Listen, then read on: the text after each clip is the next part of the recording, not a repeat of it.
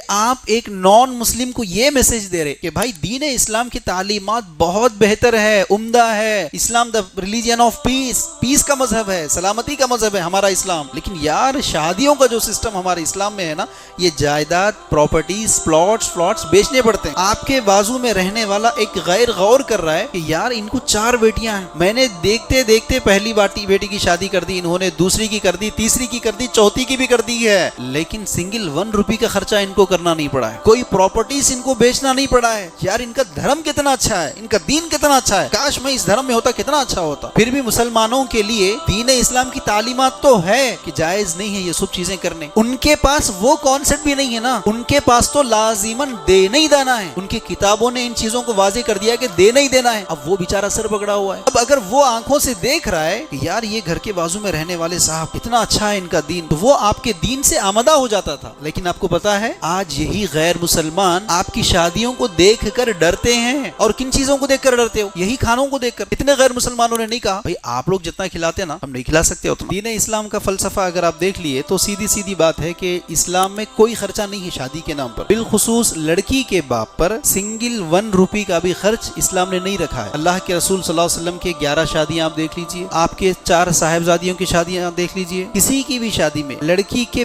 बाप को बहैसियत लड़की सिंगल 1 रुपए का भी खर्च करना पड़े, दूर दूर तक कोई मिसाल नहीं मिलता है। अगर आप पूरा तेलंगाना या आंध्रा का भी अगर दौरा करेंगे तो हैदराबाद कितना बदनाम है शादियों को लेकर। बल्कि लोग तो बाज़ वक्त ये भी मिसाल ले लेते कि शिर्क के लिए जैसा एक वक्त मुशरिकीन मक्का मशहूर थे कि वहां से पूरा शिर्क फैला भाई, उसी तरह लोग किसी भी शहर हम चले जाते, एक ही जुमला आपके हैदराबाद से आया साहब ये सब चीज। तो पता क्या चला कि दीन इस्लाम की तालीमात में तो दूर दूर तक लड़की के बाप को सिंगल 1 रुपए का खर्चा करवाने का कोई कॉन्सेप्ट इस्लाम में नहीं है। इसके बावजूद रियलिटी लाइफ में आप क्या देख रहे, ये हैदराबाद की जो शादियां हैं आज हर समाजी एक्टिविस्ट, हर सोशल एक्टिविस्ट भी आवाज उठा रहा है हमारी शादियों के ऊपर। हमारी जो जिंदगियां तंग हो गई इसकी वजह ये नहीं है कि हमारी कम कमाई है, मकान तंग है, कमाई तंग है, ये वजह नहीं है। कम कमाई की वजह से तंग दामनी का शिकार हो रहा है। कम कमाई है इस वजह से जिंदगी में सुकून नहीं है, ऐसा नहीं है। जिंदगी का सुकून इसीलिए खत्म हो गया कि आप आपकी तरह जीना नहीं चाह रहे, आज आगे वाले की तरह जीना चाह रहे। आगे वाला जैसा जी रहा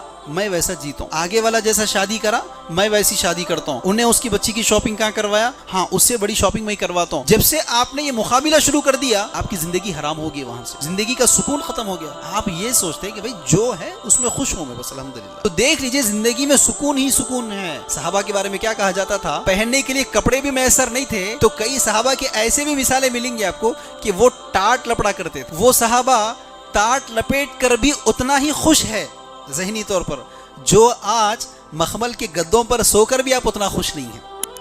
कंपटीशन का लाइफ है, मुकाबले की जिंदगी हो गई। शादी से पहले लड़की को मुंह खोलना है, अपने पेरेंट्स को, अपने घर वालों को, अपने रिश्तेदारों को मुंह खोल के बताना है। आप लोग खानदान के बड़े समझते क्यों नहीं मेरी बात को? मैं पूरी जिंदगी भर के लिए उनके घर जा रही हूँ, इसके बावजूद मेरा बाप क्यों खर्च करेगा भाई? ठीक है मेरा बाप लखपति नहीं करोड़पति भी होगा, लेकिन वो आदमी मेरी काबिलियत होने के बावजूद, मेरा दीनदार होने के बावजूद भी वो मुझसे शादी नहीं कर रहा है। तो वो तो शादी आपके जरिए से आने वाले पैसों से शादी कर रहा है ना। खूबसूरत लड़की है, खूबसूरत लड़की भी है, लेकिन अगर 5 लाख नेट कैश नहीं देंगे शादी होती क्या? पलंग फर्नीचर नहीं दिए शादी होती? उनके 300-400 बाराती को खाना क्या इंतजाम नहीं करेंगे, खाना नहीं खिलाएंगे, शादी होती? तो फिर शादी वो आपसे कर रहा है या आपके जरिए से मिलने वाले रकम से कर रहा है? तो आपकी इज्जत है वहां, आपकी इज्जत तो ये है, आपकी इज्जत तो एक लड़का है वो कह रहा है कि नहीं अंकल मुझे कुछ भी नहीं चाहिए बच्ची की तरफ से। आप पूरी जिंदगी भर के लिए आपकी बच्ची को मेरे हवाले कर रहे हैं ना, यही सबसे बड़ा तोहफा है मेरे लिए, इससे बढ़कर और क्या चाहिए? ये जो मरा हुआ आदमी पीर बाबा आप कह रहे हैं, उसके हाथ में कुछ भी नहीं है। देखिए मैं आपके पास बैठा हूँ, मैं आपके पास बैठा हूँ, जिंदा हूँ। आप मुझसे कैसा भी बोतल पानी को उठा के दे दीजिए, मैं दे सकता हूँ। अगर मेरे हाथ में फालिज आ जाए, सपोज कीजिए मेरा दम निकल जाए और मैं बैठा हूँ ऐसे, दम निकलने के बाद आप मुझसे कहिए बोतल उठा के दे दूंगा, मैं नहीं दे सकता। एक आदमी दुनिया से चला गया, 2 साल 1.5 साल हो गए, ना उसकी शक्ल हमारे सामने है, ना उसका जिस्म हमारे सामने है, ना हमें पता है वो कैसा होगा कैसा नहीं होगा। उसको कैसे मान ले कि भाई आदमी हमें करके दे देगा? नहीं दे सकता। उसके अंदर ताकत ही नहीं है। मुर्दे हैं जिंदा नहीं, इन्हें तो ये भी शऊर नहीं कि कब उठाए जाएंगे।